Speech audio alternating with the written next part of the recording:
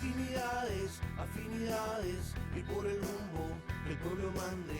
Latinidades, afinidades, que sepa el mundo, llega la patria grande. Llega la patria grande, un grito que se expande, el sable que se blande contra el blando y ese plan de dominación y fraude, sin traiciones que defrauden, puños que se cierran para que la convicción se guarde. Latinoamericano, cuestión geográfica, Latinoamérica hermano, integración empática frente a cotización, la concientización de la indignación hacia la digna acción en práctica. Latinidades, afinidades, y por el rumbo el pueblo mande.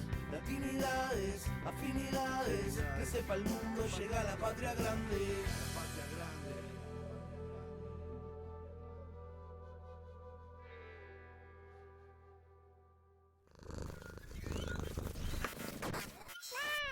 Buenos días, Honduras. Buenos días, México. Desde el estado de Nuevo León, agradecemos a quienes nos ven en esta nueva emisión de Latinidades. Gracias por acompañarnos.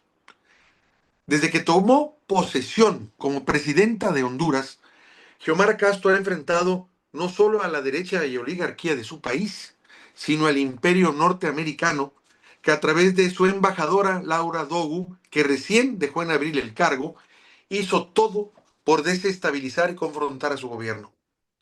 A pesar de que esa embajadora no está, los intentos siguen.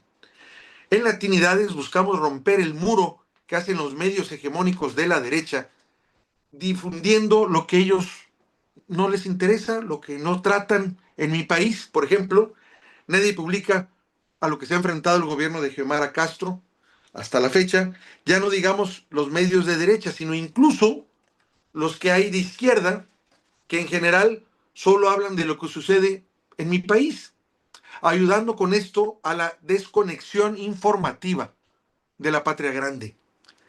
Gracias a esa desconexión, no se ven los patrones, las estrategias y esquemas que desde Washington se aplican en el continente. Desde Latinidades rompemos ese muro informativo, esa desconexión. Y hoy, para hablarnos de lo que está enfrentando Honduras ante las próximas elecciones presidenciales, nos acompaña un analista político y militante del Partido Libertad y Refundación, Partido Libre, José Carlos Vallecillo. ¿Qué tal? ¿Cómo estás? Muchas gracias por la presentación, Héctor. Estoy muy bien aquí, alegre de acompañarte para tratar este tema que muy poco se da a conocer en, en América Latina, pero que siempre nuestros pueblos están conectados por nuestra historia que nos une. La verdad, tienes un muy bello paisaje allá atrás, que es en vivo, no hay ninguna Sí, imagen digital ni nada de eso, es donde está allá sí. en Honduras, qué verdor se ve. Y te agradeceríamos, yo fui muy general, sin meterme en mucho, en el esquema que están utilizando para desestabilizar al gobierno de Xiomara. Y ya salió ahí un candidato que había ganado la elección y que el Partido Libre lo había apoyado y que luego traicionó. Y ya salió diciendo que si gana otra vez el partido de Xiomara, con otra candidata, obviamente, que Ujú. ya fue seleccionada dentro del partido, llevando sus reglamentos a como deben ser. Ya dijo de que se iban a convertir en Venezuela, porque es la cantaleta que siempre trae la derecha. O sea, no fue esta vez, ahora es en Venezuela. Igual nos pasó aquí, cuando estaba Andrés Manuel y luego con Claudia. Cuando llegó Andrés Manuel, vamos a ser Venezuela. No fuimos Venezuela. Ahora viene Claudia, ahora sí vamos a ser Venezuela. O sea, esto, qué Sí, cosas, ¿no? es ridículo. Es totalmente ridículo y sin embargo, en México ya la gente no se lo cree, pero hay otros lados donde ese efecto todavía incide mucho en la población, el miedo, tú lo sabes. ¿Por qué? Porque hay un control grande de los medios hegemónicos que todo el día te están bombardeando y llega un punto en la que influyen, por desgracia, en la realidad que ellos nos quieren vender. Aquí te digo, no se menciona todos los enormes retos que ha tenido Xiomara, varios intentos de golpe de Estado, que incluso los hemos mencionado aquí y hemos hablado con diputados y gente que está al tanto de esto. Por eso me interesaba volver a hablar con lo que estaba pasando en Honduras, que sabemos que la derecha, aunque ya no está esa nefasta embajadora, que incluso fue la que intentó dar un golpe de Estado en Nicaragua, ante a Daniel Exacto. Ortega, que trató de dar el golpe con el mismo patrón que hicieron en Maidán, en Ucrania, con el mismo patrón Mm. con el que intentaron hacer un golpe de Estado en Venezuela, y luego lo repitieron en Nicaragua.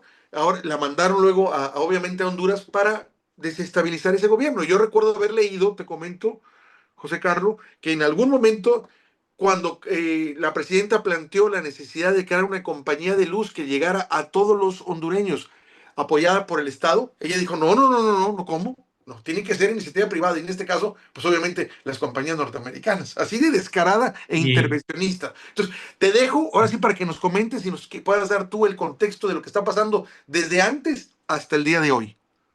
yo pretendo darte como un contexto para que ustedes, tanto en México como en todos los seguidores del mundo, entiendan lo que sucede en el país. O sea, Honduras vive desde hace mucho tiempo ese proceso normal o ese proceso que todos los pueblos de nuestra región, eh, algunos han realizado y han tenido éxito, como algunos de los ejemplos que has tenido, que has mencionado tú, de, por ejemplo, el gobierno de Andrés Manuel con Claudia.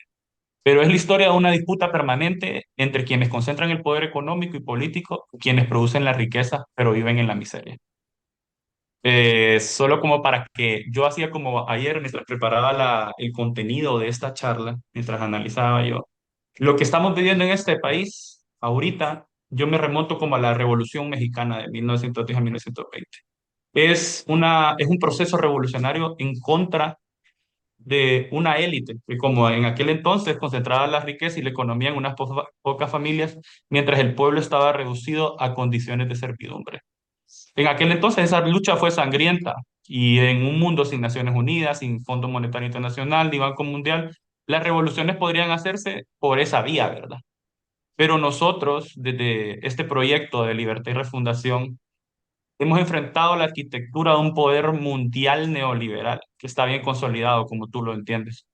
Y vos y ustedes, aquí en Honduras usamos mucho el vos, entonces si me refiero en vos a vos, eh, disculpas. Cualquier intento de cambio profundo por la vía armada o revolucionaria sería sofocado mediante sanciones, que es lo que conocemos, sufren los hermanos como Nicaragua, Cuba, Venezuela, aislamiento financiero, bloqueos y campañas de legitimación internacional. Entonces, ¿cuál nos quedó a nosotros después del golpe de Estado del 2006? El único, después del golpe de Estado de 2009, la única vía que nos quedó es la de la democracia. Y en ese campo de batalla donde ellos definían las reglas, fuimos a tres procesos electorales, 2013, 2017 y 2021. Y en 2021 logramos el triunfo. Entonces, yo pensaba que es la disputa del poder, o la oligarquía o el pueblo. Y entonces ahí yo pretendo darte como un contexto histórico de cómo se formó esta élite que hace que hoy Honduras, cuando nosotros asumimos el poder en 2021, la pobreza alcanzara al 74% de la población. O sea, tres cuartas partes de la población en Honduras vivían en la pobreza cuando el gobierno de Xiomara asumió el 27 de enero del 2022. Desde finales del siglo XIX hasta el 2000, Honduras estuvo gobernada por una élite económica que se ha enriquecido sistemáticamente a través de un modelo de enclave y dependencia, aprovechando episodios históricos para consolidar su control y en ese proceso ir marginando al pueblo. A finales del siglo XIX y el siglo XX, el país vivió guerras civiles entre liberales y nacionalistas. Los dos partidos tradicionales en Honduras, Héctor, son los liberales, que fue el primero que se creó a finales del siglo XIX, y el Partido Nacional, que surge del rompimiento de un ala conservadora dentro del Partido Liberal. Aunque en apariencia tenían razones ideológicas, en realidad fueron disputas entre fracciones de unas élites por controlar el Estado y negociar concesiones con el capital extranjero. El Partido Liberal se autoproclamaba progresista, mientras el Partido Nacional defendía el conservadurismo político y social. Pero al final, como muy conocido en la historia de Latinoamérica, ambos terminaron subordinados a un solo interés y a un solo poder: Estados Unidos y las empresas transnacionales. Yo creo que vos ya has escuchado hablar sobre la bananera, las empresas bananeras. Entonces, en Honduras se establecieron de 1910 a 1930. Más que todo tres empresas: la United Fruit Company, la Standard Fruit Company y la Cuyamel Fruit Company, que se convirtieron estas empresas estados dentro de Honduras. Llegaron a controlar más de 160.000 hectáreas de tierra y construyeron aproximadamente 600 kilómetros de vías férreas que unían plantaciones con los puertos para poder exportar. Por cada kilómetro que construían ellos de vía férrea, esto es de lo más vulgar que hay en la historia del país, el Estado les entregaba 250 hectáreas adicionales sin costo. Estas empresas operaban con sus propias leyes, sistemas de transporte, colonias segregadas, hospitales y hasta policía privada. Décadas después, en tribunales estadounidenses, que este es de uno de los casos más sonados, reveló que Chiquita Branch, antigua United Fruit Company, pagó sobornos millonarios a funcionarios hondureños para asegurar sus privilegios y garantizar represión contra huelgas de trabajadores. En 1930 llega al poder Tiburcio Carías Andino mediante un proceso ilegítimo. Fue un dictador del Partido Nacional quien estuvo en el poder 16 años, de 1933 a 1949. Y él permite la consolidación de esa alianza entre la élite local y las compañías extranjeras. Ese régimen le brindó todas las concesiones, le fortaleció el control militar y utilizó el ejército como una guardia privada de intereses oligárquicos y de las transnacionales para defender la explotación y la expoliación de los trabajadores. Reprimieron campesinos, sindicalistas y persiguieron a la oposición liberal y se expulsó a comunidades garífunas de sus tierras costeras para expandir plantaciones. La comunidad de garífunas son como las comunidades afrodescendientes que vinieron a Honduras desde hace más de 400 años. Carías institucionalizó el modelo de enclave y dependencia. Luego, él, con una negociación del gobierno de Estados Unidos, sale del poder. Y en esa década de 1950 a 1960, Honduras siguió dependiendo de ese enclave agrícola y minero. No hubo, como en otros países, como en tu país, como en Guatemala, como en países del sur, un proyecto nacional de industrialización en Honduras. El país solo se dedicaba a exportar materias primas baratas e importaba bienes manufacturados caros. El pueblo trabajaba y producía, pero la riqueza salía del país y el desarrollo a las comunidades nunca llegó. Durante la década de 1970, bajo gobiernos militares de corte reformista, siempre que llegaban al poder mediante golpes de Estado, no existía ninguna figura de democracia. El único gobierno demócrata en esos años, en esos 30 años, fue el de Ramón Villeda Morales, y fue defenestrado con un golpe de Estado a pesar de que él era un gobierno afín a los Estados Unidos, solo porque propuso reformas sociales profundas, como el Instituto Hondureño de Seguridad Social, como reformas laborales, una reforma agraria que nunca se concretó, y por ese mismo miedo que vos estabas planteando, en donde el presidente del Congreso Nacional era un líder de izquierda liberal. Y entonces, para prevenir que ese líder de izquierda llegara al poder, Estados Unidos da un golpe de Estado 3 meses antes de que fueran las elecciones para que no se pudiera lograr el triunfo de Modesto Rodas Alvarado. Entonces, como te explicaba, en la década de 1970, bajo gobiernos militares de corte reformista, Honduras pretendió romper parcialmente el modelo de dependencia.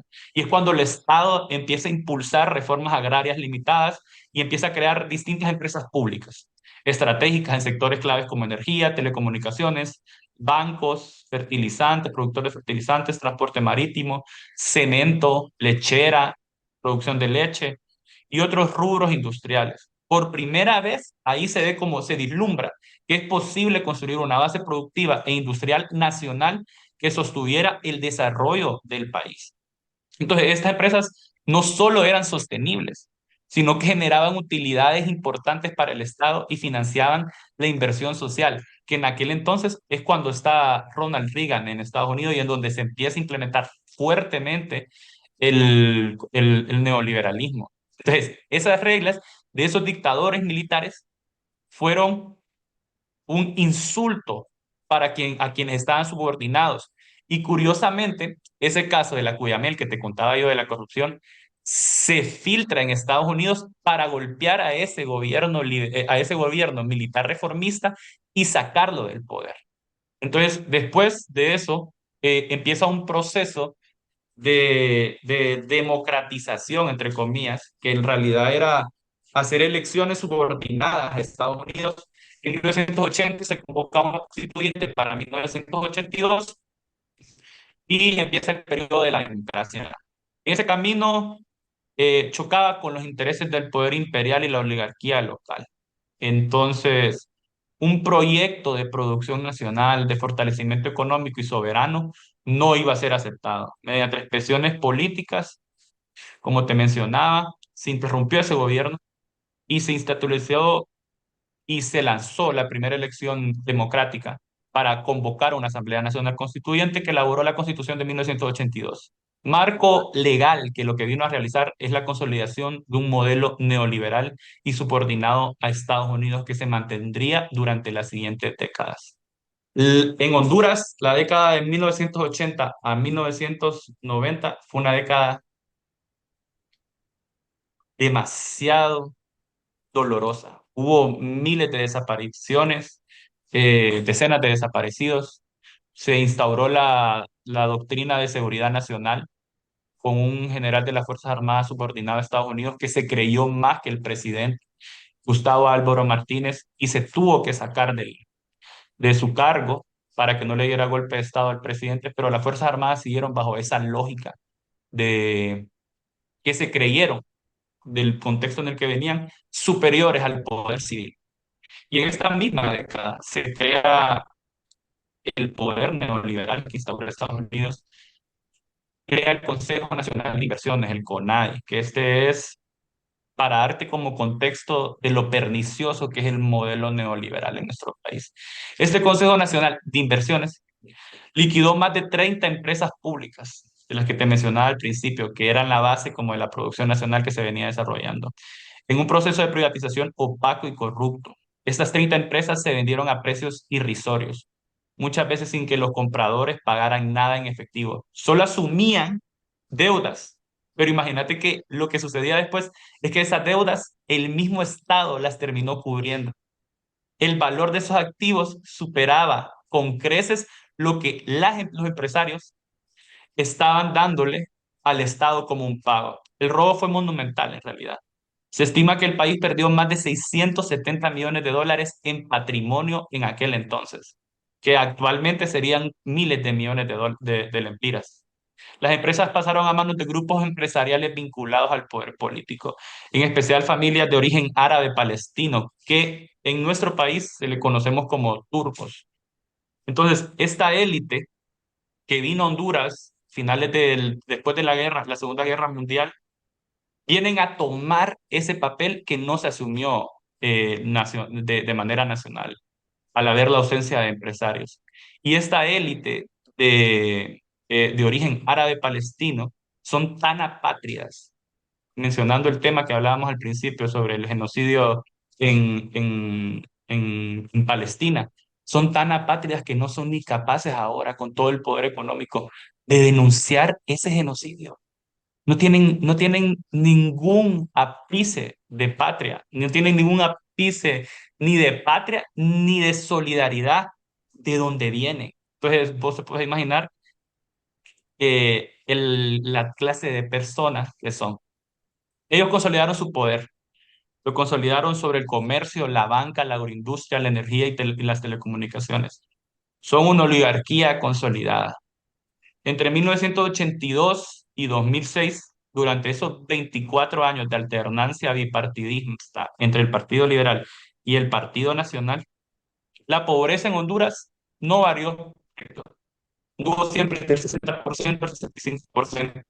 El crecimiento económico se concentró en pocas manos, en 10 familias. El Estado se endeudó y las élites siguieron enriqueciéndose. Honduras no es un país pobre porque su gente no quiera salir adelante. Es un país empobrecido deliberadamente por un sistema que premia la pobreza estructural, el saqueo organizado y la captura del Estado por parte de una élite que vive de mantener a las mayorías en la miseria. Entonces aquí llegamos como a otro punto clave que es, creo que vos ya has escuchado de él, el CAFTA, que es un tratado de libre comercio que suscribió Estados Unidos con Centroamérica. Y este tratado lo que vino a hacer es la globalización y a imponernos esa globalización del modelo de enclave. Entró en marcha en 2006. Como podrás ver, solo vino a beneficiar a la élite que te mencionaba. Uno de los resultados más funestos de este tratado es que eliminó aranceles y abrió el país a las importaciones masivas de Estados Unidos, un país que subsidia fuertemente su producción agrícola. El resultado fue inmediato. Miles de pequeños productores hondureños de maíz, arroz y frijol no pudieron competir contra los gigantes de Estados Unidos. Los precios artificialmente bajos de granos estadounidenses vinieron a desplomar nuestra agricultura nacional. Honduras fue considerado, Héctor, el granero de Centroamérica, pero el CAFTA vino a terminar con eso. La competencia no era justa, el agricultor hondureño producía con insumos caros, sin subsidios y sin crédito accesible. El agricultor estadounidense vendía con subsidio, con maquinaria moderna y con apoyo estatal. El propio gobierno hondureño reconoció que si no se renegociaba el tratado, más de 1 millón de agricultores corrían el riesgo de desaparecer. Esto no fue un accidente, sino un efecto buscado.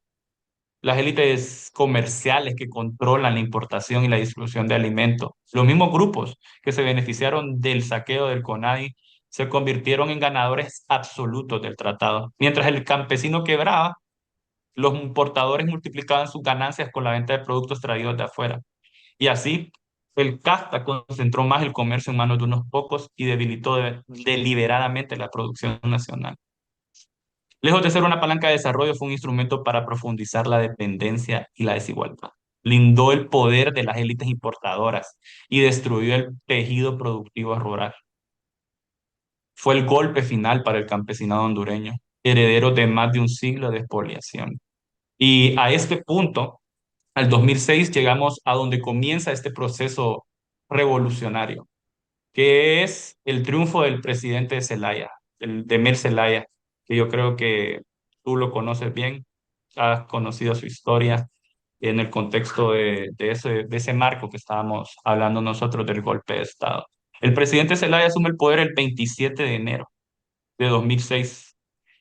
La asume bajo las siglas del Partido Liberal. En apariencia, su llegada se marcaba en la continuidad de ese bipartidismo que había gobernado el país en los últimos 24 años. Sin embargo, lo que comenzó como un gobierno dentro de las reglas del sistema neoliberal terminó convirtiéndose en la ruptura frontal contra el modelo oligárquico. El presidente Zelaya decidió por una opción preferente y es ponerse al lado del pueblo. Y ahí empieza este proceso revolucionario. Y entonces el presidente Zelaya entendió que el modelo económico imperante estaba diseñado para mantener el país en la dependencia y al pueblo en la pobreza. Y tomó la decisión política más importante de su vida. Y es esa que te planteo. Eligió al pueblo por encima de los intereses de la élite. Creó ese gobierno fue electo ese gobierno bajo un emblema que se llamaba Poder Ciudadano. Y eso fue lo que hizo el presidente. Puso el poder al servicio del pueblo. Implementó reformas y políticas de transformación para que la relación entre el Estado y la sociedad, por primera vez en muchos años en el país, estuviera al servicio del pueblo. Su primer afrenta, que aquí te tengo para mostrarte uno de los libros del presidente Zelaya, un poco es bastante explicativo. El título es El golpe 28 de junio, conspiración transnacional, un crimen en la impunidad, que es escrito por el expresidente José Manuel Zelaya Rosales con la coautoría de Rixy Ramón Moncada Godoy, quien es nuestra candidata presidencial. Aquí el presidente expone claramente cuál fue el fin del golpe, que es lo que vos estabas mencionando al principio.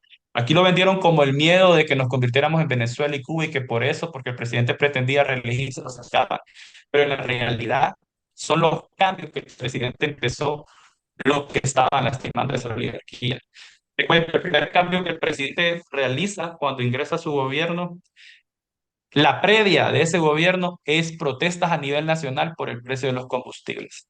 La primera política que asume el presidente, yéndose en contra de esa oligarquía, es el cambio en la fórmula del cálculo de los combustibles, eliminando sobreprecios y manipulaciones que beneficiaban a grupos importadores, o sea, las transnacionales del petróleo. Y esa lucha le valió este golpe de Estado. Yo te voy a leer el primer título de este libro, donde se menciona conspiración transnacional para derrotar al gobierno del pueblo ciudadano. Y ahí menciona la conspiración de la ESO y de otras empresas importadoras de petróleo. De la Otra EXO, de las mira, razones. lo que estás diciendo es totalmente cierto, pero quería nomás hacer una acotación. nosotros tuvimos ya oportunidad de hablar en su momento con el presidente Zelaya, nos contó eso, y nos contó que en Washington cómo fue amenazado simplemente porque no iba a dejarle comprar a Exxon, simplemente consideró otra Exactamente. empresa más barata y dije, no, no les voy a dejar de comprar para no meterme en problemas, pero voy a comprar, y con eso fue suficiente para que lo tumbaran. La afrenta fue, Héctor, ser una licitación internacional. Y en esa licitación internacional salieron precios más económicos que los que ofrecía la ESO, que es lo que estás planteando tú.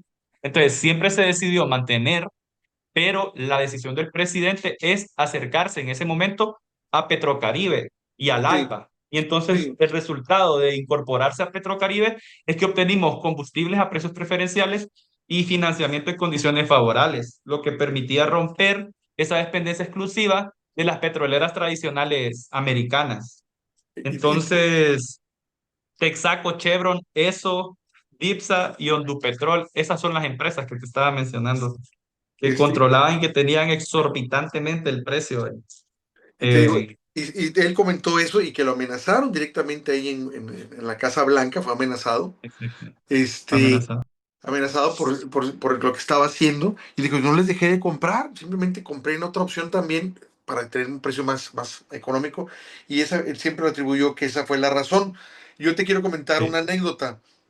En esos años, después del golpe, tuve yo oportunidad de estar en Guatemala en un sí, hotel muy bonito, no me acuerdo, pero era muy bonito, el hotel tipo inglés, así se manifestaba, y me tocó estar que ahí mismo se diera una reunión del Comité Olímpico Internacional. Entonces me acuerdo que bajando yo del elevador, entra el representante de Honduras al Comité Olímpico. Y le digo yo, oye, ¿qué está pasando? ¿Qué opina de esto? Yo molesto por el golpe de Estado que le habían dado a Zelaya. Y él dice, no, de la que nos libramos. Esto ya iba para otro Chávez, Hugo Chávez, y nosotros no lo podíamos tolerar. No, no, qué bueno que eso se dio. O sea, él, como esa parte también de esa cierta élite y oligarquía que manejan ahí en el Comité Olímpico, exactamente. porque se manejan igual por los contratos para televisión y todo, con patrocinadores, es mucho lo que maneja esa élite. Este, Obviamente. estaba como que descansaron porque corrían el riesgo de ser Venezuela con Hugo Chávez. Te lo ocupas así. Yo pensé que como hondureño iba a repelar, iba a decir, oye, ¿qué pasa? Está mal porque dar un golpe de Estado a un gobierno legítimamente constituido. ¿Qué pasa? No, pues resulta que no. Y también te cuento otra anécdota. Eso ya me Sí, enteré yo ya hace un poco más de varios años. Había un general ahí de Honduras que él sí, manejaba los blindados, básicamente los tanques y todo esto. Y él no estaba de acuerdo en ese golpe de Estado, pero no podía hacer la defensa solo. Entonces exacto. pidió a varios contactos con varios presidentes del Caribe para poder decir que le pudieran avalar la defensa que iba a hacer él, militar, ante ese golpe de Estado. Y le pidió ayuda al ese entonces presidente de República Dominicana. Lo sé claramente porque, por la persona, porque el que intercedió entre ese general y el presidente es amigo. y, Ah, pero te voy a hacer una anécdota así, te digo. Y estaban esperando que el presidente de República Dominicana dijera, ¿sabes qué? Sí, para que pudiera hacerse la defensa del gobierno de Zelaya. Y ese tipo dijo, no. Y ahí quedó. No pudo, no sé, ya no se atrevió a aventar el general porque necesitaba apoyo hacia afuera, porque sabía que había también una intervención directa desde otro país, en este caso desde el norte, ¿no? Apoyados. Entonces él quería hacerlo porque era el único que tenía blindados para poderlo hacer. Eso, digo, te paso eso lo que sé, nada más, ¿no? Entonces digo, y fue muy lamentable lo que pasó con Zelaya y no deja de llamarme la atención algo que tú también dijiste. Él entró como si fuera de derecha exactamente. y se dio cuenta cómo estaba la cosa y dijo, ¿sabes qué? Esto sí, no, ya no.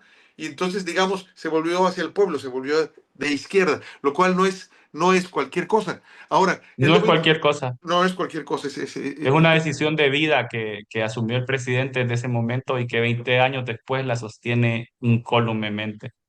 Y ese proceso revolucionario del poder ciudadano, como te mencionaba, esa licitación y cambio de fórmula en los precios del combustible en beneficio de los consumidores representó en aquel entonces un ahorro de 2.598 millones de lempiras. Una cifra que nunca vamos a ver, es como imposible de dimensionar. Entonces, el presidente en ese entonces también toma la decisión que tú me mencionabas de rescatar la empresa nacional de energía eléctrica, que en ese momento tú sabes que quiebran las empresas para después privatizarlas, las empresas públicas. Y el presidente dijo, no vamos a rescatar la ENE. Y nombró en aquel entonces como, como gerente general de la empresa nacional de energía eléctrica a quien hoy es nuestra candidata presidencial, Rixi Moncada. Y la abogada Rixi Moncada, al cierre del gobierno, antes del golpe de Estado, en junio de ese año, una empresa que estaba en déficit la logró llevar a un superávit con la ministra Rixi Moncada. Entonces, desde ahí empieza ese proceso de reconocimiento del pueblo en la capacidad que ella tiene para administrar la cosa pública. El presidente en ese proceso revolucionario con el que hablamos contigo, que intentaron enmancillar, porque como yo te expliqué, aquí la oligarquía, esas 10 familias que tiene 25 grupos económicos, controla toda la cadena. Controla, para que me entendas, controla los medios, todos los medios los controla. Controla las cadenas de alimentación, qué come la gente. Si ellos deciden subir el precio de la alimentación y bajarla, que casi nunca lo hacen, pero subirlo para afectar al gobierno, lo hacen. Controlan, en aquel entonces, hasta el 2006, controlaban totalmente el sector de la gasolina. Gracias al presidente Zelaya no lo controlan. El gobierno ha podido intervenir ahí y moderar los precios. Controlan las cadenas de producción. Han creado, a pesar de que se dicen capitalistas, no tienen nada de capitalistas porque lo que han creado es un mercado en donde ellos controlan y en donde ellos tienen todas las preferencias y todos los privilegios para crecer, mientras nuestros productores nacionales, mientras la industria, los pequeños empresarios, los medianos empresarios y los empresarios que luchan todos los días por sobrevivir, no tienen ninguno de los privilegios históricos que han tenido. Y entonces el presidente volvió, convirtió, creo yo, y esa fue su mayor afrenta al Estado, lo volvió un actor activo en la economía. Rompió ese dogma neoliberal de que el mercado lo resuelve todo y que no ocupa intervención, y apostó por un modelo en el que el desarrollo social y la reducción del ingreso eran prioridad. El presidente registró en sus 3 años de gobierno índices de crecimiento económico arriba del 7%, Héctor. El presidente, yo tenía preparado aquí una imagen que te iba a compartir de cómo, de ese periodo del golpe hasta la actualidad, A ver, deja ver, de cómo, deja ver cómo aplico esto, espérame, porque luego se me olvida. A ver si está aquí para que pueda compartir pantalla. A ver, aquí está. Ya quedó, creo que ya la puedes subir. ya, ahora mismo te la comparto, para que entendamos lo que representó el gobierno del presidente Zelaya. Este, ya lo estoy compartiendo. Share.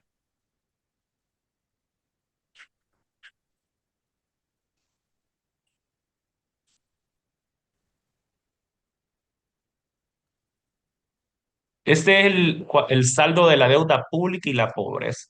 La línea roja es el porcentaje de pobreza y el monto de endeudamiento público. Como podrás ver, en 2006, cuando el presidente asume, se logra una renegociación de la deuda pública y se baja ese endeudamiento. Cuando él asume, la pobreza está en el 64% en el país. Cuando le dan el golpe de Estado, esa pobreza la había logrado reducir al 58%. O sea, es como más de un 6%. Entonces, ahí podemos ver nosotros esa respuesta de la oligarquía cuando un gobierno decide tomar esa opción de ayudar a los pobres y sacar a los pobres de la pobreza. Estos cambios generaron una conexión inédita entre el gobierno y las mayorías populares. El presidente se convirtió en un emblema y generó una conexión que no se había visto entre los movimientos sociales y populares con el poder ejecutivo. Prefirió el presidente ese acompañamiento que tener que negociar el bienestar de la ciudadanía, el bienestar del pueblo con sectores de poder como el poder legislativo, el poder judicial. En Honduras existen tres poderes, Héctor, el judicial, el legislativo y el ejecutivo. El poder ejecutivo es el que dirige el presidente de la República. El Congreso lo dirige el presidente del Congreso y el poder judicial es el poder por excelencia de la oligarquía. Ahí ellos controlan los magistrados se mueven de acuerdo a lo que ellos, a sus intereses. Y desde ahí viene la conspiración. El presidente decide en 2008 que para transformar este país y pasar de esa constitución de 1982 a una constitución moderna, actualizada al presente, a las necesidades del pueblo, que respondiera a un orden económico favorable para la ciudadanía, eh, que permitiera que las reformas al sector energético, que su política de subsidios a los combustibles, que el fortalecimiento de ese gasto social y las nuevas alianzas internacionales no quedaran en vano, convocar a un proceso de consulta el 28 de junio de 2009, en donde iba a ser una simple pregunta. Y eso fue lo que generó el miedo y eso fue lo que desató la campaña de los medios oligárquicos diciendo que nos íbamos a convertir en Venezuela, que nos íbamos, imagínate lo que se inventaron, que nos íbamos a comer a los, que el gobierno del poder ciudadano se iba a comer a los niños, Estoy a que se comer iba a los comer a niños. los niños. Mira, de repente se te oye un poco distorsionado por el micrófono, pero yo como quiera te entiendo. Algo pasa de repente y luego se clarifica. Pero ahorita dijiste algo que tienen diciendo desde que estaba Allende en el siglo pasado, de que te van a quitar tu casa, te van a quitar tus autos, te van a llenar tu casa de gente como en Cuba, come niños. O sea, esa misma estupidez la tienen diciendo desde el siglo pasado y lo impresionante no es que haya idiotas que repitan eso, porque no tienen imaginación, el cerebro no les da, su IQ es realmente muy limitado, sino lo problema aquí es que haya gente que les crea eso. Ese es el problema, que les crean a esos idiotas que repiten eso como pericos, porque es lo que hacen, repetir las consignas como pericos. Aquí les decimos, el poder se pone nervioso para perder sus privilegios y entonces pone a los espantapendejos a Exacto. hacer su trabajo y salen los espantados pendejos, obviamente. ¡Ah! Obviamente. Y hubo un grupo de incautos que cayeron en esa campaña de terror. Aquí decían justo lo que estás diciendo, es de manual cómo ha trabajado desde el Plan Cóndor contra los gobiernos de izquierda y progresistas, es de manual. Aquí dijeron que si tu vecino quería quitarte tu casa, te la podía quitar con la pregunta, con una simple pregunta. ¿Está de acuerdo usted en que en que el 29 de noviembre, que eran las elecciones generales ese año, se coloque una cuarta urna en donde se le consulte al pueblo si está de acuerdo con la instalación de una Asamblea Nacional Constituyente? O sea, era un ejercicio que inmediatamente no se realizaba. O sea, quedaba pendiente otra pregunta para saber si se iba a una Asamblea Nacional Constituyente en una elección en donde se iba a elegir otro presidente, por lo que el principal argumento de ellos, que era que el presidente se quería reelegir, quedaba desvanecido, quedaba desvanecido. El problema para la élite oligárquica y Estados Unidos es que había un gobierno más en América Latina que decidía elegir el pueblo y que se ponía al lado de la izquierda y que comprendía que solo se pueden dar los cambios sociales en estos países desde esa facción.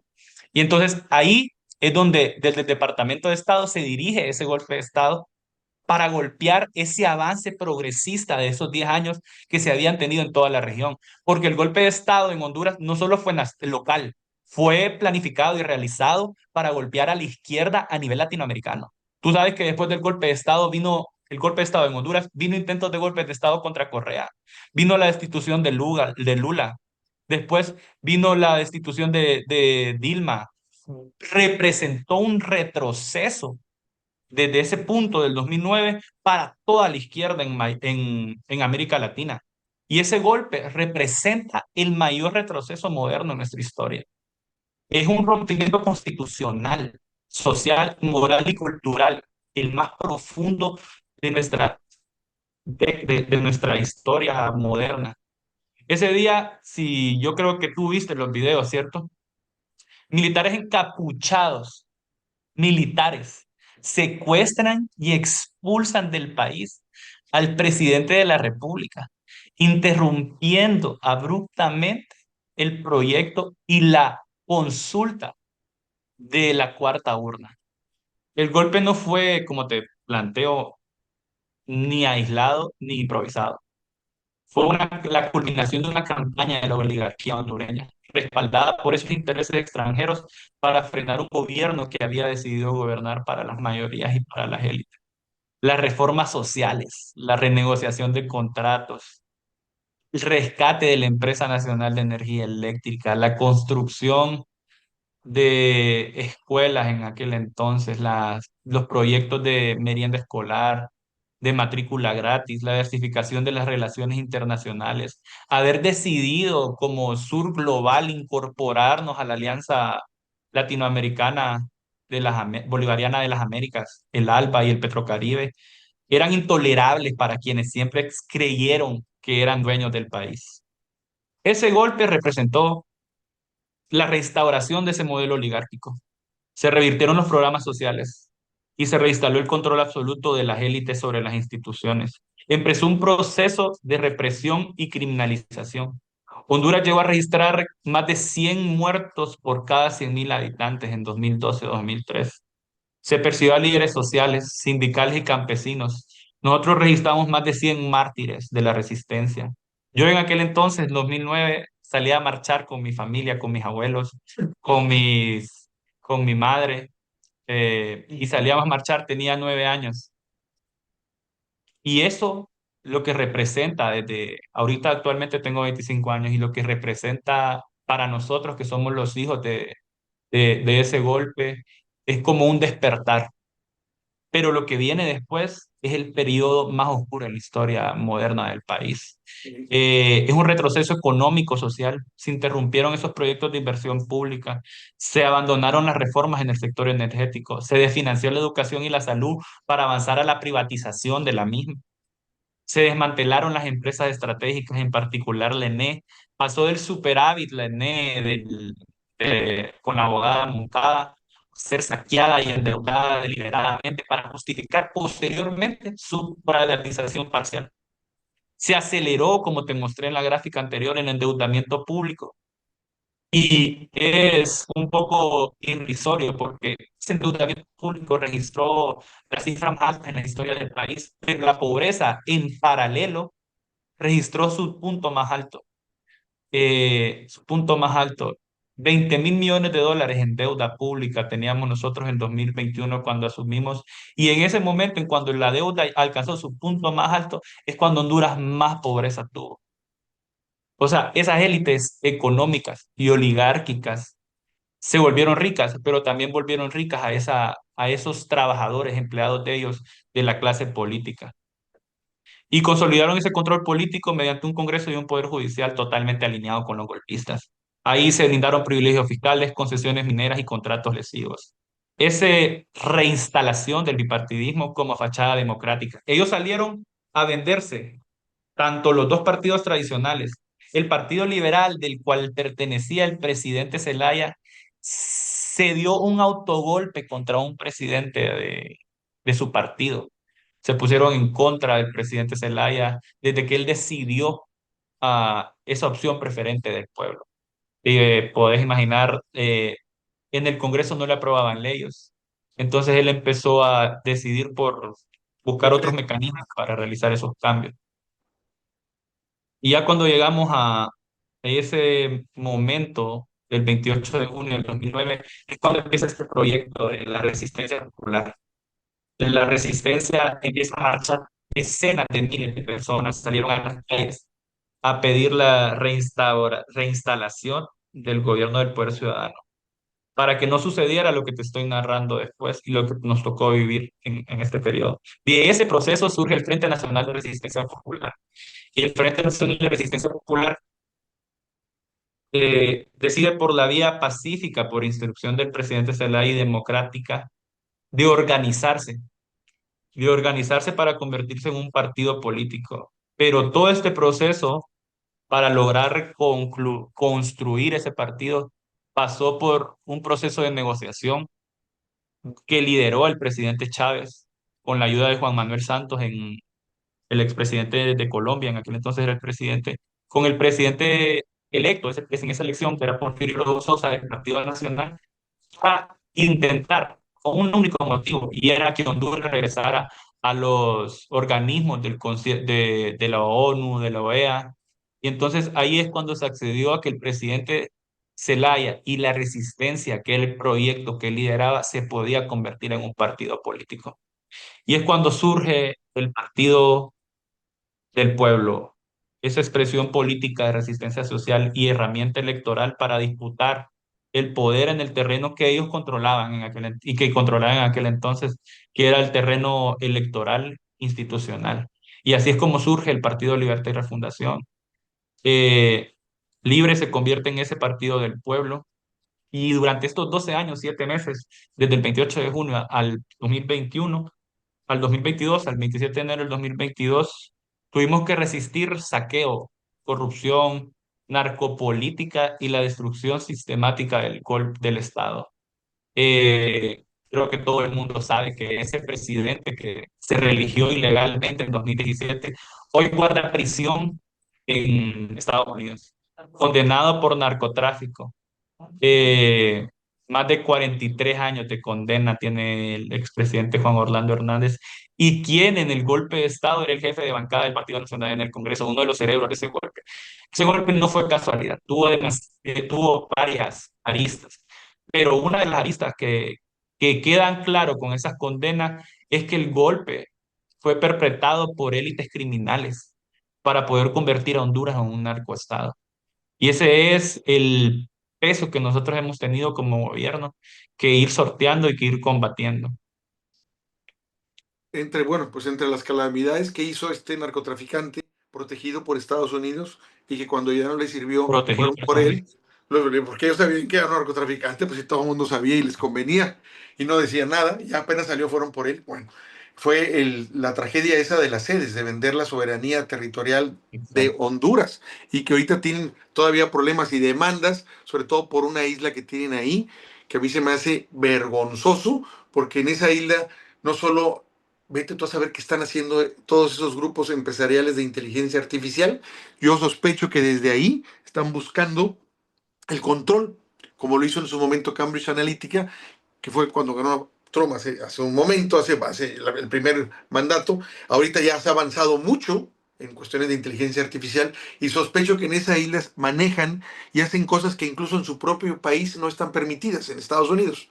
Y por lo mismo están ahí, en Honduras, y por lo mismo, cuando se ha tratado de recuperar esa isla, han amenazado congresistas. O sea, va diciéndole a Honduras, no, te vamos a demandar si nos quitas esa isla, porque en esa isla ellos tienen toda la soberanía para crear esas tecnologías, que no es otra cosa, en mi opinión, que buscar a través de ellas el sometimiento de la población, el embrutecimiento, el tenerla distraída, el querer ser, lo máximo ahora ya no es querer ser doctor, querer ser bombero, querer ser astronauta, no, es quiero ser youtuber, cosas de ese tipo, ¿no? Y que la gente esté distraída, por ejemplo, con lo que pasa en Gaza, con las masacres, y que la gente diga, no, pues yo mejor estoy viendo una muchacha que imita, que canta a un autor famoso, porque ni siquiera canta ella, nomás abre la boca, haciendo, como dice, playback, y que está bailando, ahí la veo, y puras cosas así, y cuando les hablas de cosas de política no les interesa, y lo que más llama la atención es que pudiéramos clasificarlos de derecha, pero todavía la derecha más aberrante, porque la derecha tiene,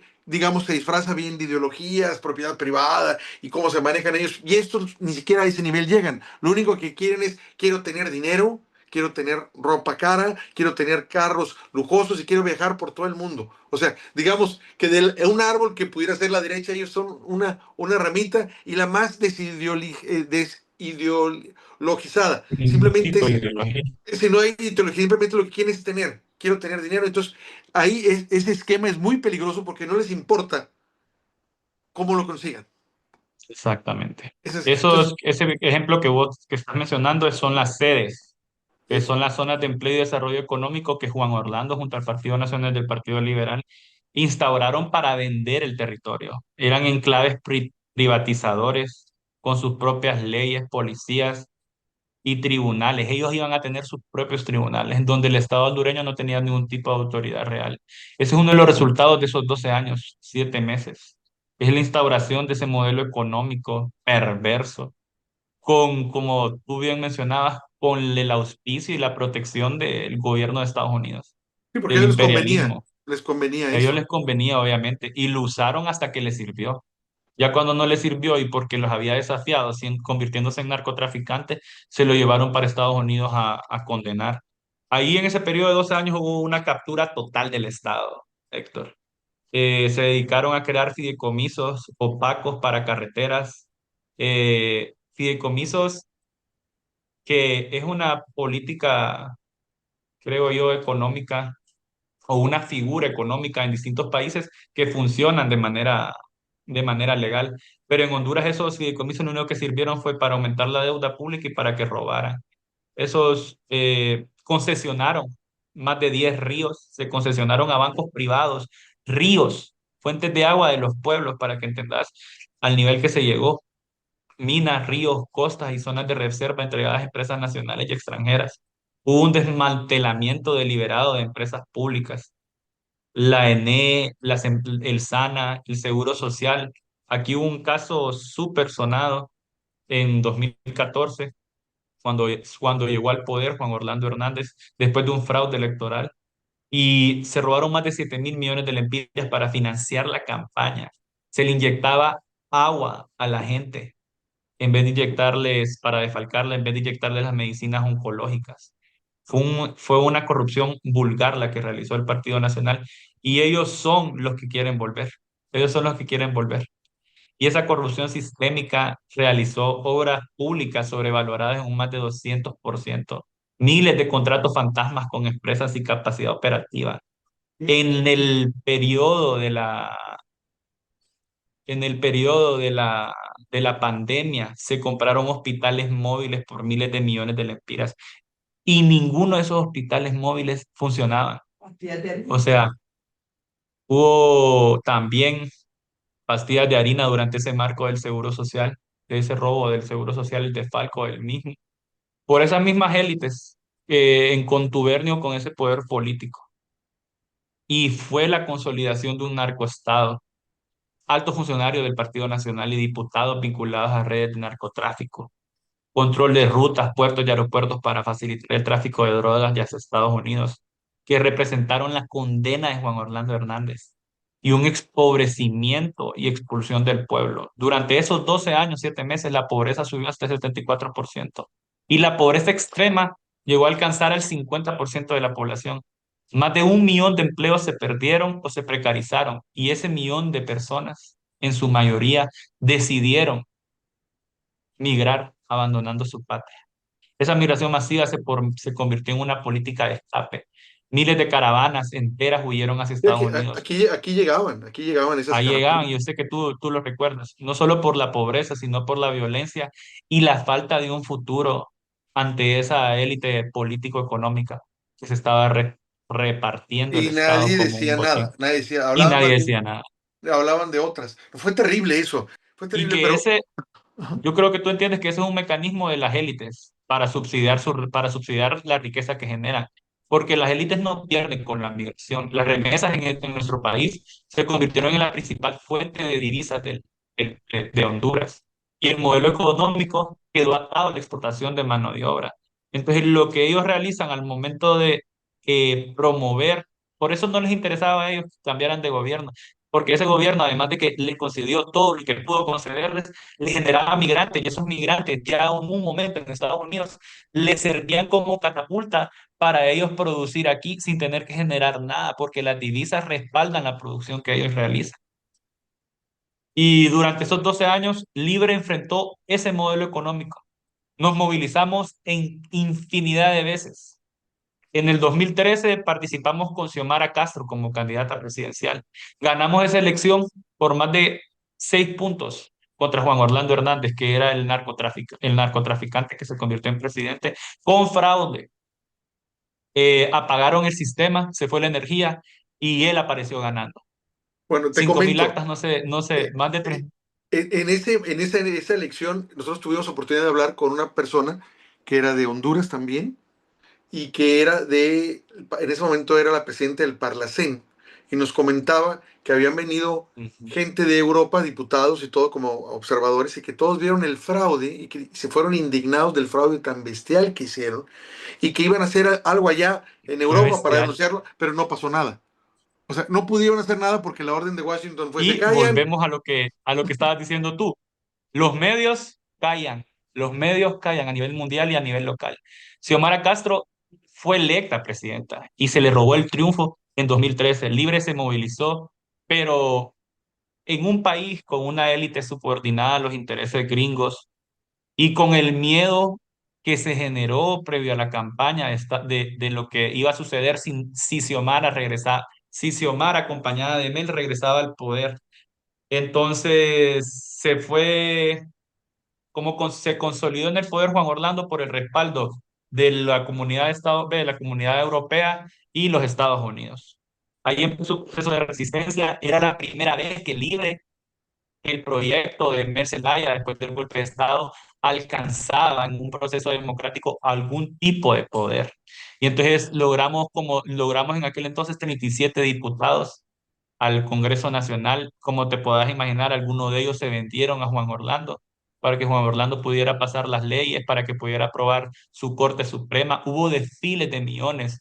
Uno de los periodistas más emblemáticos de la resistencia, que se convirtió en diputado, fue comprado por más de 50 millones de lempiras. Entonces, aquí lo que se instauró es un modelo de, de degradación social después del golpe de Estado, de la destrucción de la moral, de la ética, de lo social, de lo político, de lo cultural, de todo tipo. Y bajo ese marco llegamos a la pandemia, ¿verdad? Llegamos a la elección de 2017 haciendo resistencia en los primeros 4 años de Juan Orlando, con la capacidad de nuestro coordinador nacional, con su visión, yo creo que no sé cómo planteártelo, pero para mí la visión y la capacidad del presidente Zelaya lo hacen único en la historia de este país. Él decidió que había que formar una alianza popular y buscó a quien en aquel entonces era un periodista que había participado en 2014 con un partido que se llamaba Anticorrupción, y fue formando previo a esas elecciones un tipo de acercamiento con él para lograr esa alianza. La presidenta Xiomara, en Honduras hay dos tipos de elecciones, Héctor. Las primarias, que es para elegir candidatos de los partidos, un candidato presidencial, y las generales, donde se elige el presidente, alcaldes y congresistas. Entonces, nuestra candidata en aquel entonces del partido era la presidenta Xiomara Castro.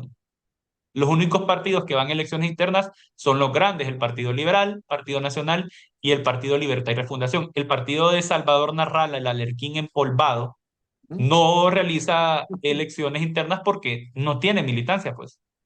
Y entonces la presidenta, en ese proceso de despojo, en ese proceso de priorizar el bien nacional, de priorizar, de escuchar al pueblo, ella decide que por realizar esa alianza de oposición contra la dictadura, que era el nombre que llevaba esa alianza, que triunfó en 2017, eh, ella iba a deponer de su candidatura para que Salvador Narrala se convirtiera en el candidato de esa alianza que llevaba a dos partidos políticos, que Y era gana, y recuerdo que gana, y pero la este señor, ganamos. sí, pero traiciona, Pero dice para nada. darte un poco de contexto, él tenía su partido Ajá, chiquito y ujú. lo perdió porque no tiene capacidad de administrar la política. Lo pierde. Entonces nosotros ganamos. Es el 28, no recuerdo qué fecha, pero llegamos al día de la elección general y esa misma noche el, en el Tribunal Superior de Elecciones, en donde, al igual que en 2013, no se nos había permitido tener un consejero o un magistrado. Entonces solo tenían consejeros el Partido Nacional, el Partido Liberal y un partido chiquito, Democracia Cristiana, que era un apéndice de los partidos grandes. Entonces, dentro de la institucionalidad electoral, en esa elección no fuimos sin ningún tipo de participación, solo en un consejo consultivo que se crea para integrar todos los partidos, pero que no tiene poder de decisión. Entonces, bajo ese marco vamos a elecciones. Esa noche le ganamos. O sea, sus voceros, el presidente del Tribunal Electoral, fue obligado por la comunidad internacional, porque normalmente el primer conteo se da a las 8 de la noche. Él no quiso salir a las 8 de la noche por instrucciones del narcodictador, pero por presiones de la comisión que había mandado de observación electoral, la Unión Europea, por las presiones de la comunidad, de la Organización de Estados Americanos y de las demás visitantes observadores electorales, él tuvo que salir en la madrugada. Y ahí es donde él comenta, ve, donde él da a conocer lo que tú me estás planteando ahorita, que había ganado la elección Salvador Narrala y que llevaba, no, que la tendencia era irreversible, dijo en aquel momento, y que llevaba 3 puntos de diferencia a su favor, 5 puntos de diferencia a su favor Salvador Narrala por sobre el narcodictador. Ahí es cuando se cae el sistema otra vez y se dan de computar más de 5.000 actas. Esas 5.000 actas logran, en algo nunca antes visto, que la tendencia irreversible cambie y Juan Orlando Hernández logra el triunfo electoral apoyado por Estados Unidos y porque nosotros teníamos un blandengue como candidato presidencial que abandonó al pueblo en las calles solo porque Estados Unidos no le iba a dar la bendición. Entonces, ese es el panorama de Salvador Narrala. Luego empieza un proceso de resistencia del presidente Zelaya, del partido, de los dirigentes, porque comprendieron en ese momento y comprendimos como sociedad que si no nos integrábamos a los órganos electorales, no iba a haber manera de que ganáramos, porque ya habíamos ganado 2 elecciones y nos las habían robado. Y es cuando llega el momento de elegir ese tribunal. Salvador Narrala se integra a un diálogo del dictador, en donde el dictador juega con él, juega en chute con él, se divierte, lo hace como él quiere, ¿verdad? Y no logra nada. Entonces, ese diálogo fue apoyado y validado por Estados Unidos para sostener a Juan Orlando en el poder. Y como es un cipayo, Salvador Narrala, es un cipayo, él sigue las instrucciones que le manda el Departamento de Estado y Estados Unidos. Entonces, el presidente Zelaya decide que en 2019, 2 años después del 2017, de la elección del 2017, la bancada del Partido Libre en el Congreso Nacional se va a ir en una insurrección legislativa. No vamos a dejar que trabaje el Congreso Nacional hasta que no se elijan a nuestros consejeros y se transforme ese tribunal, se desaparezca ese tribunal del fraude y se cree un Consejo Nacional Electoral, se cambia el Registro Nacional de las Personas, que es donde se crea el censo aquí, y se crea un Tribunal de Justicia Electoral. Así permaneció el Congreso Nacional por más de 40 días, hasta que accedieron a negociar, y ahí es donde se nombra en el órgano electoral del CNE a Rixi Moncada Godoy, que en este contexto histórico que te estoy dando ya tenía ese respaldo de su capacidad, y es donde empieza el desmontaje de esa institución del fraude y en donde a ella le toca liderar en el primer año de ese CNE para crear la institucionalidad que pudieran en 2021 darnos el triunfo. Y es como llegamos al 28 de noviembre de 2021. La presidenta Xiomara empezó su campaña para las primarias en marzo. Ella gana las primarias del Partido Libre sin ningún tipo de competencia. Salvador Narrala crea otro partido que te voy a decir cómo se llama para que te rías un poco. Se llama Partido Salvador de Honduras. Eso, Salvador de Honduras. Y desde ese partido pretende otra vez convertirse en presidente. Él pierde en todas las encuestas, llegamos a octubre, se dedica a insultar y a vertir los peores insultos en contra de la presidenta Xiomara y el presidente Zelaya. El pueblo no lo escucha porque el pueblo sabe muy bien y es bien consciente de lo que representa Salvador Narrala, es incoherente. Es una persona demasiado, sin ningún tipo de criterio o ideología, se vende al mejor postor. Y entonces él decide en ese momento, después de insultar durante toda la campaña a la presidenta Xiomara, que él no iba a poder ser presidente y lo obliga a sus financiadores a renunciar a su candidatura y a unirse a la presidenta Xiomara para consolidar a la candidata en aquel entonces, para consolidar el triunfo. Y es como Xiomara Castro logra 1.7 millones de votos. La votación más alta en la historia de Honduras. Alcanzamos como el 51 más arriba del 51% de los votos, y eso se logró porque del CNE, además de la capacidad de la presidenta, que realizó una campaña excepcional, unificó al pueblo, realizó una alianza con el pueblo, recorrió el país con mítines llenos, repletos de población, dando un discurso que la gente se sentía identificada en él, pero que ya habíamos ganado en otros periodos. Y lo que cambió aquí es que teníamos un CNE y que dentro de ese CNE teníamos una persona que defendió la voluntad popular. Y esas fueron las elecciones más transparentes en la historia de este país y fue la abogada Rixi Moncada Godoy. Después recibimos un país el 27 de enero de 2022 en ruinas, vendido como tú bien lo dices, vendido al mejor postor. A Próspera todavía opera en Roatán, que era la isla que tú estabas mencionando. La presidenta decide nombrar como ministra de Finanzas a Rixi Moncada.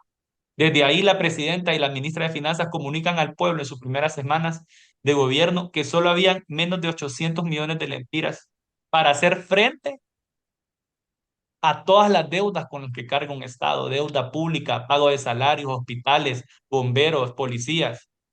Y entonces ahí es cuando la presidenta desde el Ministerio de Finanzas, desde la Secretaría de Finanzas, empiezan a analizar por qué ese estado del país sin dinero en la Caja Única del Tesoro. Y es donde resulta que el dinero del pueblo hondureño estaba privatizado. Habían creado bolsones privados en los bancos desde donde se administraba el dinero público en vez de, o sea, un principio inconstitucional, porque aquí la Constitución de Honduras dice que el dinero tiene que ser administrado desde la Caja Única del Tesoro. Y entonces empieza el proceso de derogar esos fideicomisos, que ahí es la primera disputa con el poder de los bancos que están, pues, tú sabes que el poder de los bancos está atado al poder del imperio, porque ellos responden a ese modelo arquitectónico económico. Y entonces se integra la Caja Única del Tesoro en ese proceso de fideicomisos 200.000 millones de lempiras. Esos 200.000 millones de lempiras es uno de los golpes más fuertes a ese modelo corrupto porque con el dinero público ellos ya habían generado deudas. Lo que no podían hacer ya lo habían hecho y habían generado intereses a su favor. Entonces ese dinero se mandata a retornar a la Caja Única del Tesoro y desde ahí empieza el planteamiento de ese modelo revolucionario, que es el proyecto de gobierno del socialismo democrático, que es con el emblema que llega la presidenta Yo, al yo- poder. yo te preguntaría, estoy consciente de todo lo que pasó, Geomara, no como tú que estuviste ahí todo el tiempo, pero vimos que al final de cuentas trataron de hacerle todo, digo, varios golpes de Estado, desde militares y luego azonadas de otra forma, y ha salido adelante. El asunto es que sigue, porque digo, sabemos que la candidata es Rixi Moncada, que ganó todas las primarias, está todo el apoyo ahí, pero para la oligarquía es otra vez Geomara, otra vez Mel Zelaya ahí, Él, igual que nos pasó aquí, otra vez Andrés Manuel con su candidata Claudia Sheinbaum. ¿Qué viene? ¿Qué le sigue? ¿A qué se Ali, enfrentan? Porque sabemos que se están apoderando, que no tienen con qué, pero eso no significa que no puedan hacer daño. exactamente. Y lo que viene, Héctor, así como en México, es la conciencia del pueblo. Es la conciencia del pueblo que reconoce los logros de este gobierno, a pesar de tener al poder mediático, al poder bancario, a los poderes fácticos de este país, todos en contra.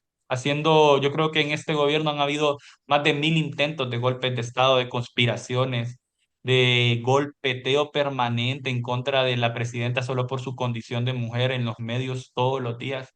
Pero lo que viene es la conciencia del pueblo, de un pueblo que sabe reconocer que este gobierno ha hecho lo que nunca se hizo en 12 años. El pueblo va a saber reconocer y está movilizado y organizado para hacer valer esos logros. La presidenta registra en este periodo, así como los logros que Morena y la Cuarta Transformación tuvieron en México. Aquí se han realizado, van a saber reconocer porque hay más de 5.000 escuelas reparadas, porque de las 12.000 que dejaron destruidas el periodo de la dictadura, Rego- re- re- la reconstrucción de esas 5.000 escuelas representa un combate a ese modelo de privatizador de la educación pública. La merienda escolar, la matrícula gratis. En este momento, Héctor, se están construyendo a nivel nacional más de 8 hospitales, más de 5 unidades neonatales. Los hospitales públicos están en un proceso de remodelación, la mayoría. más de 60 centros de estabilización comunitarios, las calles, hay una compra masiva de equipo médico, de ambulancias para los 298 municipios, hay caminos productivos para sacar las cosechas de nuestros campesinos en los 200 municipios, en los 298 municipios del país, decenas de carreteras y puentes, sistemas de riego que conectan comunidades con mercados a nivel nacional. Se instauró ese planteamiento que tú me hacías al principio, la ley de energía como un bien público de seguridad nacional, y esa ley de energía fue la primera que criticó la embajadora de Estados Unidos en mayo de 2024, porque simplemente lo que venía a hacer esa ley de energía es a cancelar la privatización del ENE mediante una empresa que se denominó Energía Honduras, Empresa de Energía Honduras, que prometió reducir las pérdidas de la empresa y al contrario, al finalizar en 2018 se comprometió a reducirlas y al contrario, lo que dejó es el doble de pérdidas en la empresa. Entonces, esa ley que mandata a renegociar los contratos de las empresas de energía que tienen intereses privados americanos, esa fue la primera afrenta del gobierno, además de la derogación de los fideicomisos, contra ese poder que es respaldado desde la Embajada de Estados Unidos. Y esa ley de energía eléctrica lo que hizo fue que más de 900.000 familias hoy en Honduras no paguen energía eléctrica. Familias pobres que ese dinero que no gastan en pagar energía eléctrica lo pueden usar para comer. La renegociación de contratos que representa más de 1.000 millones de ahorro para el Estado anual. Era el Estado diciéndole a las empresas que habían robado, o sea, porque ahí vos analizás, no era que le estábamos diciendo le vamos a expropiar sus empresas, como decía la embajadora de Estados Unidos en aquel entonces, que esa ley lo que iba a hacer era eh, eh, a- eh, eh, expropiarle sus empresas. Lo que estaba haciendo esa ley era decirles, ustedes bajo un marco de corrupción se les aprobaron estos contratos, vengan a la mesa y los vamos a renegociar. Y así el gobierno de la presidenta Xiomara Castro con sus ministros lograron ese ahorro de más de 1.000 millones de lempiras para el Estado, a las finanzas del ENE. En este marco se han ampliado el apoyo, creo yo, la poca intervención que bajo ese marco de compromiso que tiene el Estado de pagar deudas de endeudamiento público heredado y que no podemos decir que no lo vamos a pagar porque aumentan el riesgo país. Tú sabes esos mecanismos que ellos tienen para mantener subordinadas a los países.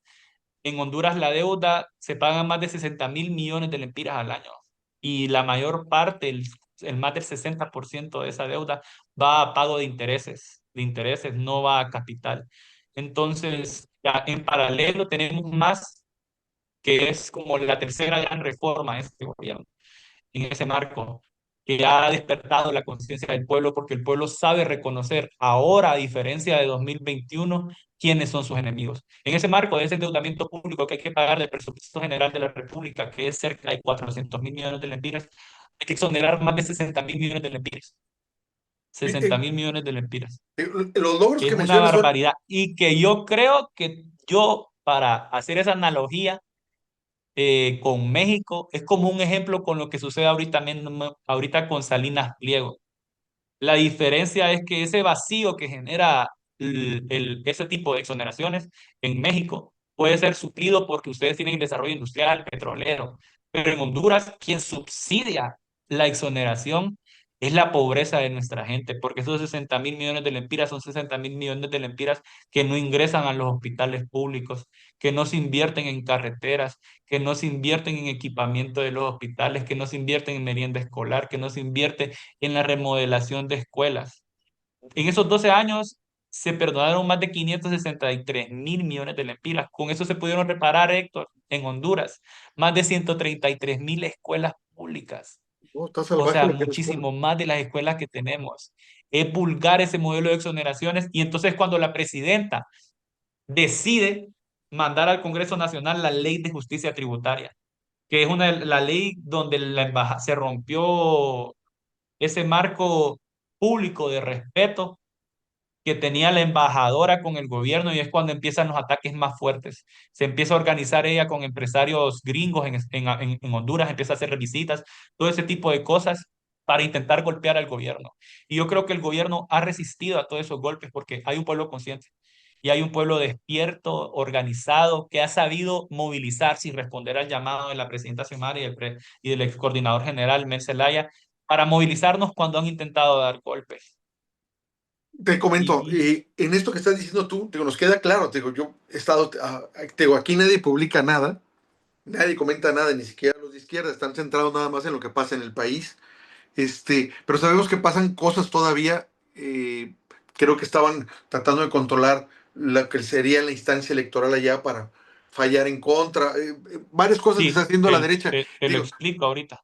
nos interesaba eso. Digo, generalmente nosotros en las charlas las hacemos de 40 minutos, media hora, y ya vamos para una hora y media. Pues necesitamos abreviar un poco. No, ahorita te lo explico fácilmente. El CNE se eligió para este periodo el año pasado. El acuerdo entre los partidos políticos es que la presidencia del CNE durante el periodo de las elecciones generales iba a recaer en el Partido Libre. Se rompió ese acuerdo y ellos dijeron que la presidencia del primer año iba a ser del Partido Nacional y que en el año que nos tocaba a nosotros como partido iba a ser del Partido Liberal. Desde ahí empieza esa conspiración y esa conspiración sigue su curso en silencio, bien planeada, bien planificada, hasta el 9 de marzo, que fue las elecciones primarias en Honduras de los tres partidos generales, de los tres partidos más grandes. Ahora Narrala integrado en el Partido Liberal, para que tengas un poco de contexto, en el partido más viejo de Honduras, en ese partido que representa todo lo que él un día combatió, la narcopolítica, la corrupción. Entonces, llegamos al 9 de marzo, y ese 9 de marzo, la abogada Moncada tiene en las encuestas más del 39% de preferencias. O sea, era como un asunto de trámite. Ir a las generales ganaba ella. Entonces ahí empieza lo que tú me estás consultando, la conspiración. Ese 9 de marzo, las urnas a las 7 a.m. abrieron en todo el país, pero hubo un puchado de urnas en las ciudades principales de San Pedro Sula y Tegucigalpa que no llegaron a los centros electorales. Llegaron a los centros electorales hasta en la noche. Entonces, ¿qué pasa? En la mañana, la consejera del Partido Nacional sale a culpar a las Fuerzas Armadas y al gobierno de ese desaparecimiento de esas urnas. Entonces, ellos venían alimentando un discurso de que iba del fraude, que la gente no se lo creía. La gente estaba muy consciente de lo que representaba el bipartidismo en ese entonces. Entonces, ¿cuál era el elemento clave que le faltaba a ellos imponer? Era la desconfianza. Y en ese momento, la abogada Moncada, ella, solo para darte un poquitito de contexto, en 2024 renunció a su Ministerio de Finanzas para empezar su campaña presidencial. En ese momento, en ese mes de agosto del 2024, Estados Unidos publica un video, un narcovideo, Sí, sí, se lo recuerdo entrega a yo. los medios nacionales, del hermano del presidente Zelaya en 2012, siendo como sobornado por narcotraficantes. La determinación, vos entenderás, de un proyecto histórico revolucionario en resistencia es implacable contra ese tipo de conductas. El hermano del presidente Zelaya se presenta a la justicia. Él dice que se separa de todo tipo de cargo público y político, y desde ahí la presidenta y el expresidente Zelaya condenan lo que sucede en el video. Totalmente distinto a las actitudes que han tenido los partidos tradicionales al momento de verse uno de ellos vinculados a eso. Pero ese es Claro. un golpe de los Estados Unidos. Ahí se empezaba a interpretar como el primer intento de golpe más fuerte. En Honduras, en ese momento, se vive como un silencio de miedo por lo que se podía venir. Y la presidenta toma la sabia decisión de nombrar porque el ministro de Defensa en ese entonces era el hijo del hermano del presidente Zelaya. Entonces es él también en respeto a ese marco y al proyecto histórico, que es más grande que cualquier actitud personal de un individuo del partido, él decide renunciar a su cargo. Y entonces la presidenta toma la determinación de que de nuestra precandidata presidencial, con su capacidad y su temple y sus dotes de negociación, asuma el papel de ministra de Defensa y se convierte Rixi Moncada en la primera secretaria de Defensa Nacional del país. Desde ahí, la abogada logra una interlocución con Estados Unidos y en ese marco el terror que se tenía el temor que se tenía para debilitar al gobierno, o lo que se creía que podía suceder, es que Estados Unidos empleara el mecanismo de extradición como una arma política, que tú sabes que ellos usan sus mecanismos para imponerse en todo el mundo. Y entonces lo que planteó la presidenta es que se iba a suspender temporalmente el tratado de extradición porque estaba siendo usado e iba a ser usado como una herramienta política. Después, posteriormente, en enero de este año, ese tratado de extradición volvió a tener vigencia. Entonces, te está dando ese contexto, porque ese 9 de marzo, la consejera nacionalista sale a denunciar que es el Estado con las Fuerzas Armadas. Y en Honduras, las Fuerzas Armadas están supeditadas al Ministerio de Defensa. ¿Quién era la ministra de Defensa en ese entonces? Era nuestra precandidata presidencial que participaba en esas elecciones primarias porque la constitución en Honduras permite que puedan ser funcionarios mientras se realizan las elecciones primarias. Ella tenía que presentar su renuncia hasta en mayo, estábamos en marzo. Entonces, ese ataque no es casual, fue planificado por ellos para golpear al partido.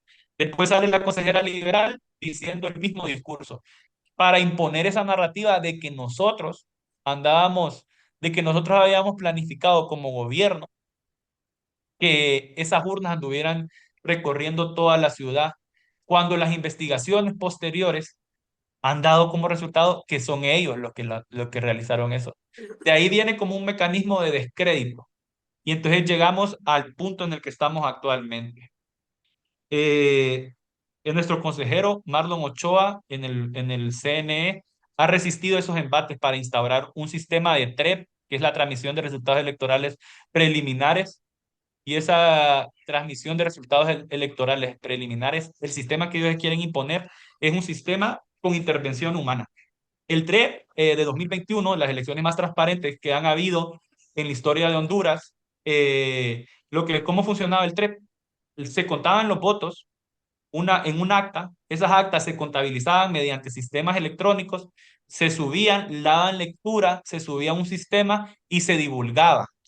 Lo que propone el Partido Nacional, como su consejera presidenta en el CNE, es que lo que las juntas receptoras de votos en las mesas electorales han contado sean revisados y verificados por personas humanas, por personas Sí, sí, que pueden estar aquí en influenciadas. Tegucigalpa.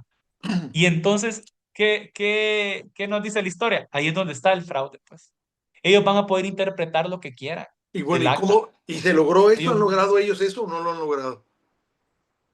el consejero Marlon Ochoa hubo una sesión el 16 de junio de este año, en donde ellas pretendieron discutir y aprobar eso, y entonces el consejero Marlon Ochoa se levantó de la mesa y dijo que eso era ilegal y planteó artículos de la Constitución donde se plantea que los funcionarios no tienen más autoridad que las que les da las leyes.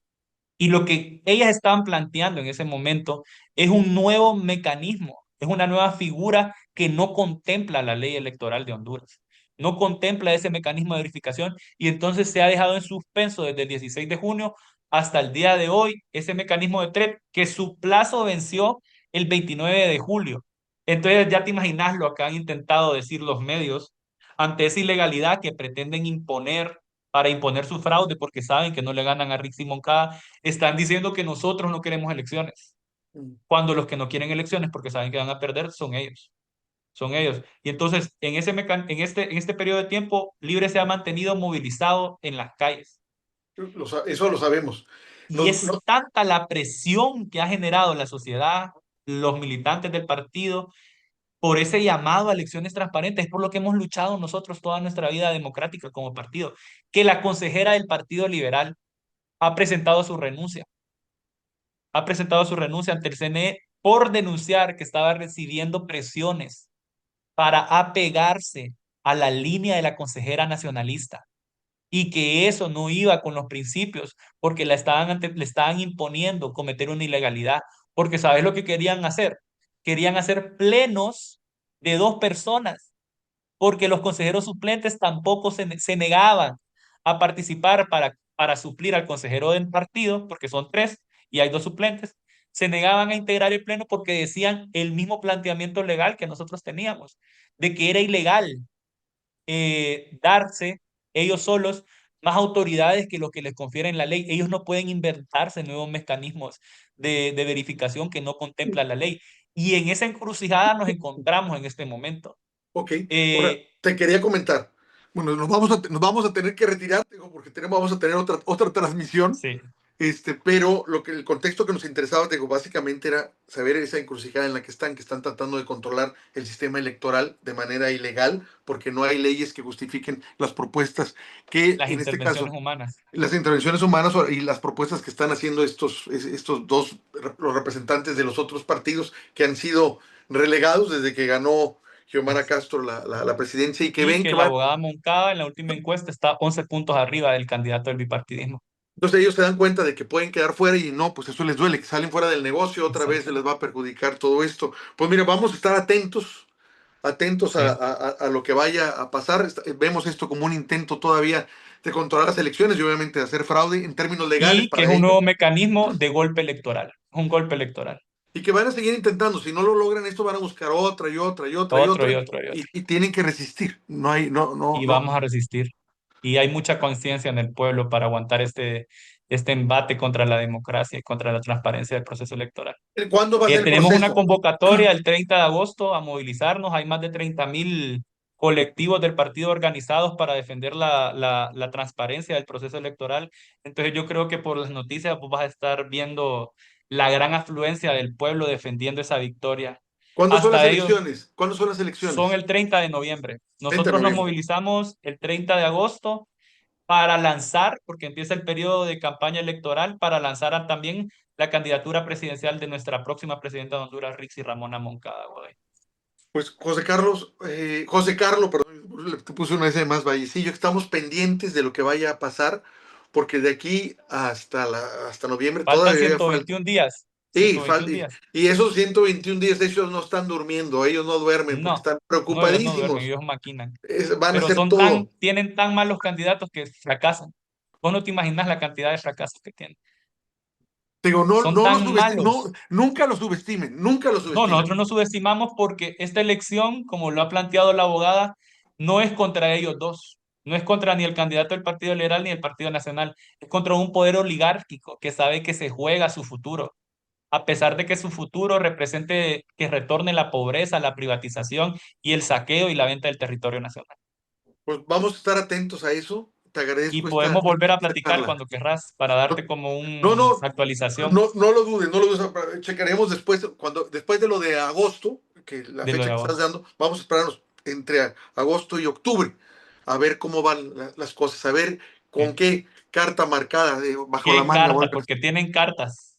eso es lo que tienen ahí. Y Lo que deben ser tienen, lo unos malo que tramposos. tienen es son sus jugadores, pero las cartas las tienen bien claras y tienen todo el poder, pero con la conciencia del pueblo y la capacidad de Rix y Ramona Moncada Godoy, los vamos a volver a vencer. No Y lo va a haber dudo, otra presidenta mujer en Honduras. no lo dudo. Espero sinceramente que sea así para bien de la patria grande, para bien de toda América Exacto. Latina. A nosotros también nos conviene una situación así. Ya Claro. no te quito más tiempo y estamos en contacto.